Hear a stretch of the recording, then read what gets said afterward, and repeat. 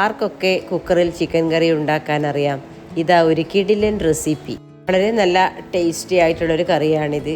തിരക്ക് പിടിച്ച സമയത്തൊക്കെ നമുക്കൊരു 10 മിനിറ്റ് കൊണ്ട് ഉണ്ടാക്കാൻ പറ്റിയ നല്ലൊരു കിടിലൻ റെസിപ്പി. ഇതിനു വേണ്ടി ഒരു കുക്കർ അടുപ്പിൽ വെച്ച് ആവശ്യത്തിന് എണ്ണയൊഴിച്ച് അതിലേക്ക് ഒരു 8-10 ചെറിയ ഉള്ളി ഇട്ട് വഴറ്റുക. പിന്നീട് ഇതിലേക്ക് ആവശ്യത്തിന് ഇഞ്ചിയും വെളുത്തുള്ളിയും ചേർത്ത് ഒന്നുകൂടി വഴറ്റി എടുക്കുക. ഇതിലേക്ക് 2 സവാള ചെറുതായി അരിഞ്ഞതും ചേർത്ത് ആവശ്യത്തിന് കറിവേപ്പിലയും ഇട്ട് ഒന്നുകൂടി അതെല്ലാം കൂടി ഒന്നിച്ച് മൂപ്പിച്ചെടുക്കുക. ഇനി ഇതിലേക്ക് നമുക്ക് ആവശ്യമായത് 2 നല്ല എരിവുള്ള പച്ചമുളക് കീറിയതാണ് ചേർത്ത് കൊടുക്കുന്നത്. ഇതുകൂടാതെ 1 ടേബിൾ സ്പൂൺ ഗരം മസാലപ്പൊടി, 1 ടേബിൾ സ്പൂൺ മല്ലിപ്പൊടി, 1 ടേബിൾ സ്പൂൺ മുളക് പൊടി, 1/4 ടീസ്പൂൺ മഞ്ഞൾപ്പൊടിയും 1 തക്കാളി മുറിച്ചതും ചേർത്ത് എരിവിന് ആവശ്യമായ കുരുമുളക് പൊടി, അതായത് ഞാനിവിടെ 1/2 ടീസ്പൂൺ കുരുമുളക് പൊടിയാണ് എടുത്തിരിക്കുന്നത്. എല്ലാം കൂടി ചേർത്ത് നന്നായിട്ട് വഴറ്റി എടുക്കുക.